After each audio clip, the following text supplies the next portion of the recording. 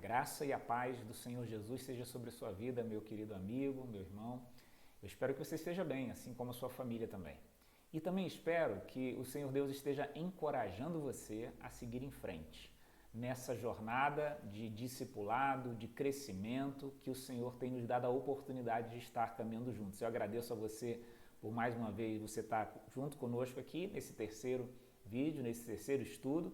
E o meu pedido a você é que você realmente invista. Acredite que isso é um investimento no seu crescimento espiritual. Hoje, o estudo de hoje tem como título O Problema do Pecado. É o estudo número 3 da nossa apostila. Espero que você tenha conseguido fazer o primeiro e o segundo. E assim como eu comentei com você anteriormente, meu pedido também é que você tente fazer aqueles exercíciozinhos de casa, né? Tentando completar os textos ali, as lacunas que faltam nos versículos, porque esse exercício ele tem como objetivo memorizar e aplicar um pouco mais à nossa vida aquele conhecimento que a gente está recebendo à luz da palavra de Deus. Bom, o estudo de hoje, ele está na nossa apostila, como eu disse, o estudo número 3, ele pode ser que no primeiro momento o título, né, ele nos assuste um pouco. Eu quero apenas pedir a você que, assim como fez nos anteriores, você possa receber, acolher e permitir que Deus possa começar a falar ao seu coração e ir traduzindo ao seu coração, explicando a você, passo a passo, aquilo que Deus deseja trazer a você através dessa explicação da palavra de Deus. Então, não parta com pressupostos, não tenha receio do que a gente vai estar abordando, simplesmente esteja com o seu coração aberto para ouvir aquilo que a palavra de Deus tem a falar a respeito do tema que a gente vai abordar, que é o problema do pecado. Como eu disse, a gente sempre começa o nosso estudo fazendo uma abordagem bíblica, porque tudo que queremos refletir, pensar, tem que ter embasamento bíblico. A Bíblia é, sem sombra de dúvidas, a principal de todas as fontes de conhecimento e de informação que a gente tem que ter. Levando isso em consideração, eu quero ler 2 textos com você. Os 2 estão no mesmo livro da Bíblia chamado de Romanos, a carta aos Romanos escrita pelo apóstolo Paulo. E o primeiro texto diz assim, Romanos capítulo 3, verso 23. Pois todos pecaram e carecem da glória de Deus. Romanos 3, 23. E o outro texto, também em Romanos, está no capítulo 6, versículo 22 e 23 e diz: Mas, agora que vocês foram libertos do pecado e se tornaram escravos de Deus, o fruto que colhem leva à santidade, e o seu fim é a vida eterna. Pois o salário do pecado é a morte, mas o dom gratuito de Deus é a vida eterna em Cristo Jesus, nosso Senhor. Esses 2 textos maravilhosos, eles têm o objetivo de nos esclarecer quanto a um problema, a uma situação muito real e que deve chamar a minha e a sua atenção, porque tem a ver com um problema principal de toda a humanidade chamado pecado. O texto primeiro que a gente leu, Romanos 3, 23, diz: todos pecaram. Ou seja, não é o privilégio de um ou outro, realidade de um ou outro, não é rótulo para um ou outro ser humano. Todos, diante das Escrituras, cometeram o pecado. Mas aí vem o texto seguinte, que também o apóstolo Paulo vai dizer, né? Agora vocês foram libertados do pecado e se tornaram escravos, servos de Deus. E o fruto que colhem leva à santidade.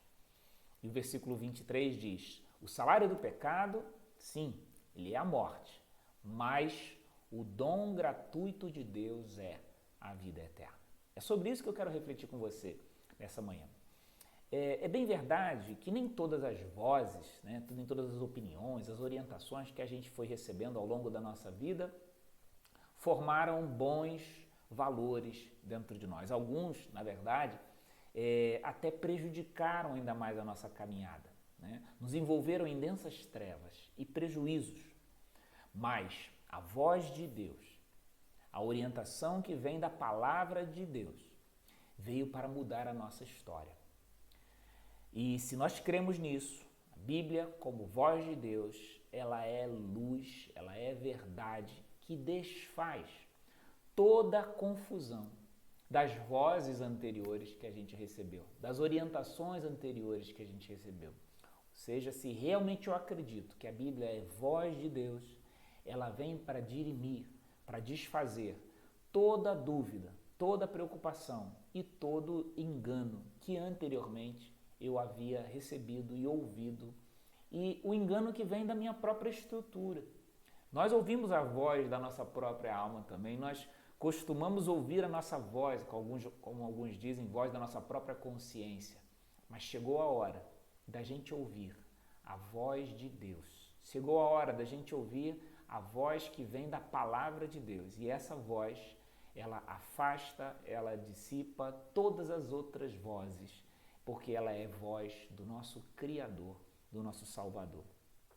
Dentre tantos os ensinos, por meio da Bíblia, nós somos alertados sobre um problema comum a todos nós, chamado pecado.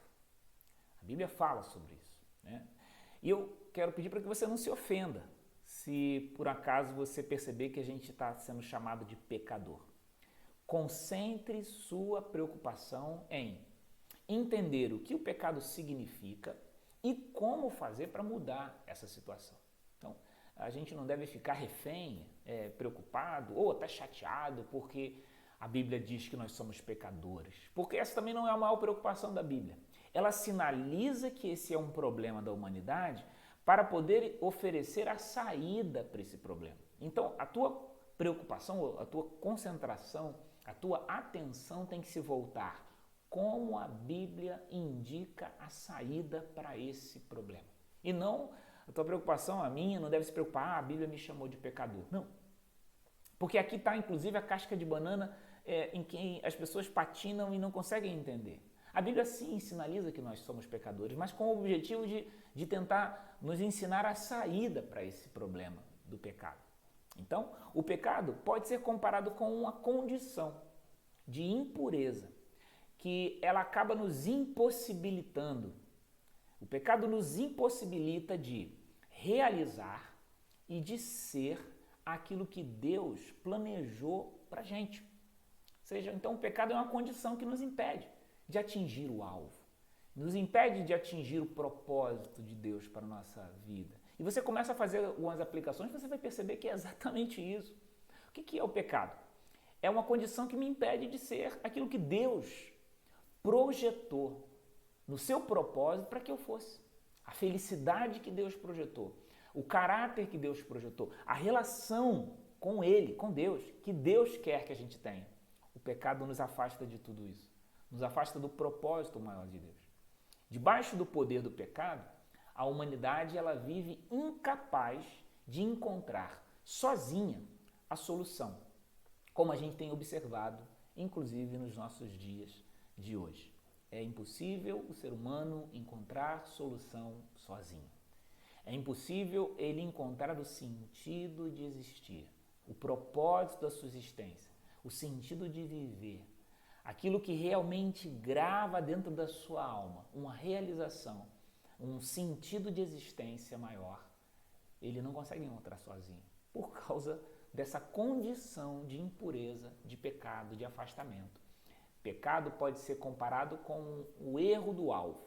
Há um alvo, há um propósito, há um lugar para chegar, mas o pecado sempre nos afasta desse propósito costumeiramente. A entrada do pecado na realidade humana aconteceu logo no início da criação, quando a desobediência do homem a Deus o levou para longe de Deus e longe da glória de Deus. A gente pode observar isso lá em Gênesis, capítulo 3, versos 17 a 21, registra esse momento da queda, da desobediência e do afastamento. Foi necessário, por causa do pecado, que o homem se afastasse do jardim do Éden, se afastasse daquilo que Deus havia projetado, se afastasse do próprio Deus por causa do seu ato de desobediência. O que a gente está vivendo nos nossos dias é um desdobramento dessa cultura de desobediência, desse comportamento de afastamento. Hoje o ser humano vive afastado de Deus, Vive sem conseguir entender exatamente a voz de Deus, por causa do pecado. Vive sem compreender quais são os desejos do coração de Deus para a vida dele por causa do pecado. Vive sem atingir o propósito para a sua existência por causa do pecado. Por isso é tão importante a gente abordar esse tema. Tá? Uma série de problemas se originou a partir da queda lá do Éden, do capítulo 3 de Gênesis, do qual eu falei. Sendo que o pior de todos os problemas foi a morte. Ou seja, a separação de Deus. O apóstolo Paulo, também escrevendo na igreja de Roma, diz, Romanos capítulo 1, verso 21 em diante, que foi exatamente ali que começou a grande separação e a entrada da morte na realidade humana. Não existia morte, o conceito de morte não existia até o capítulo 3 de Gênesis. E ela entra a partir da entrada do pecado. E imagina quanta coisa também surge a partir daí. Quantos problemas se desenvolvem a partir daí. Como que o ser humano foi se tornando especialista em construir novos pecados, novos afastamentos por causa da entrada da morte na realidade humana. Da violência, do maus tratos, da indiferença, do rancor, da guerra, do cisma, da vaidade, tudo isso se desdobrando por causa do afastamento. A imagem e a semelhança de Deus que o homem carregava foram danificados por causa do pecado. A intimidade com Deus e com a voz de Deus foi perdida por causa do pecado. A partir desse instante, uma cultura se estabeleceu na humanidade de fuga, de esconder-se, e outros pecados ou outras realidades passaram a ser comuns no comportamento humano a partir da queda. Você também observa isso no capítulo 3 de Gênesis. Nota que a primeira coisa que o ser humano fez, o homem e a mulher, foi se esconder de Deus. Eles teceram para si roupas, feitas de plantas, de folhas, e se esconderam de Deus. O texto diz que Deus os chamou e eles não queriam aparecer na frente de Deus. Veja se não é exatamente isso que acontece na nossa realidade nos nossos dias. Quando estamos errados, quando estamos em pecado, nós não queremos aparecer, queremos nos esconder, queremos de alguma forma fugir da presença de Deus. Isso até os dias atuais é um desdobramento da consequência do pecado. Ilustrando, como maneira de uma figura de linguagem, a gente poderia imaginar um belo jardim. Imagina um lindo jardim. E esse jardim sendo cuidado por um jardineiro capaz, fiel, e que todos os dias cuidava dele com muito cuidado, com muita destreza. E aquele jardim era um lugar aprazível, gostoso de se ver, gostoso de se passar. Porém, alguma coisa acontece e aquele jardineiro passa a não estar mais indo àquele jardim. O que acontece a partir desse momento é que aquele jardim se torna um lugar abandonado. Ervas daninhas começam a crescer. As pessoas passam a não ver mais graça de andar por aquele lugar, não veem mais beleza. Para piorar, algumas pessoas passam por lá e lançam lixo, restos, pneus, garrafas, botas, sacos de lixo.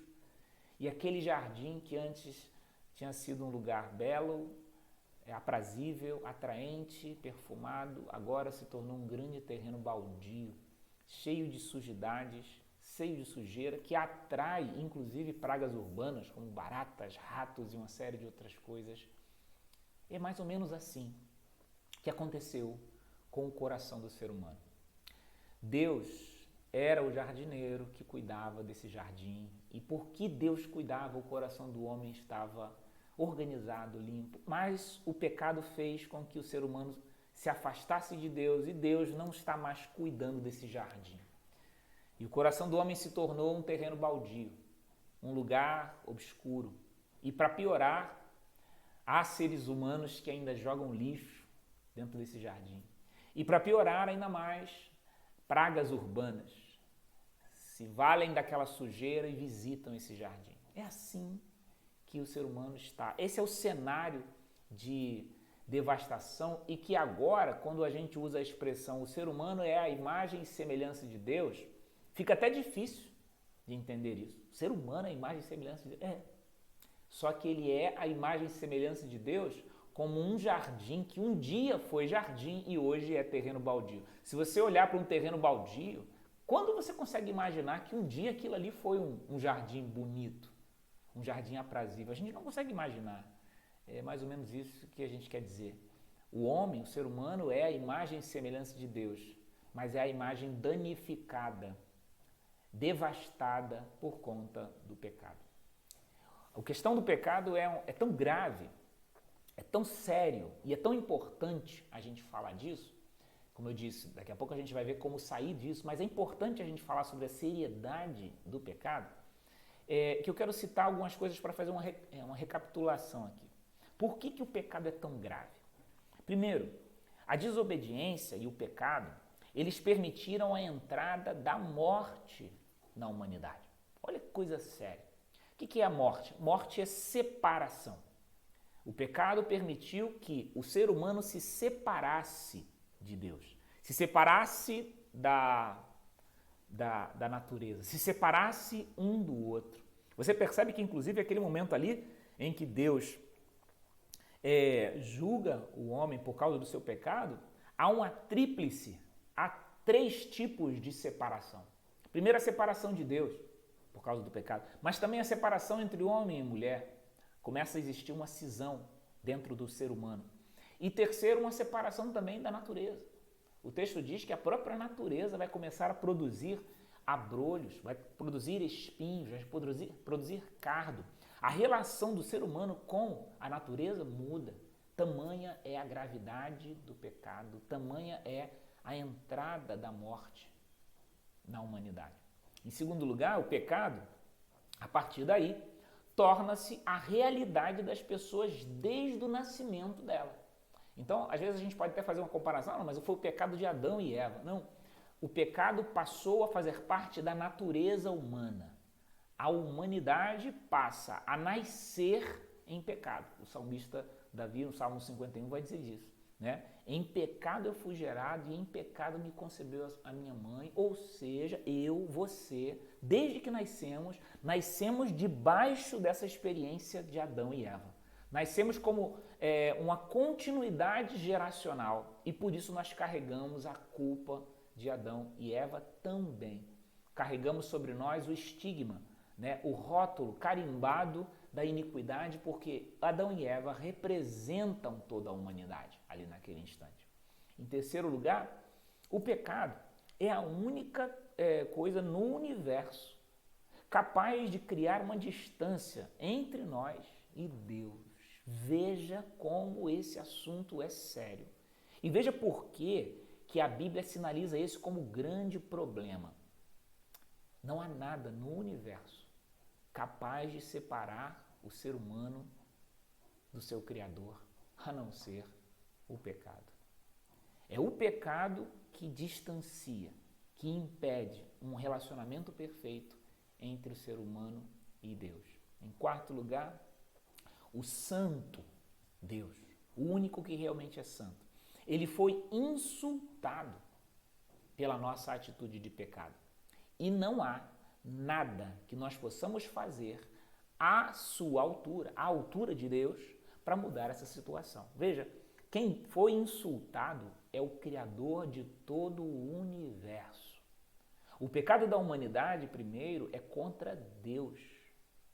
Será que existe alguma coisa que nós, como seres humanos, criados, já debaixo do pecado, poderíamos fazer alguma coisa para aplacar, para convencer, para mudar Deus quanto à nossa culpa? Será que o insulto que foi feito ao Deus de tamanha santidade teria alguma coisa que eu poderia pagar por esse insulto a um Deus de tamanha santidade? Essa é a grande situação complexa que nós estamos quando eu digo para você que nós temos esse problema do pecado dentro de nós. Você depois pode conferir também, Isaías capítulo 37, versículo 23, fala sobre isso.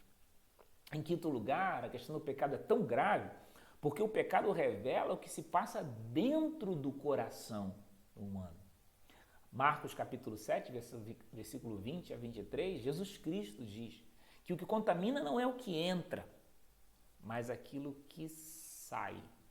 A contaminação, o pecado que me reside, que habita você, ele é configurado como alguma coisa grave porque ele revela alguma coisa que está dentro da gente.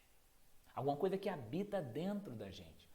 Hábitos, caráter, falha de caráter que mora dentro de nós é revelado pelo nosso pecado. Ele simplesmente sinaliza que existe dentro de nós alguma coisa séria, muito séria.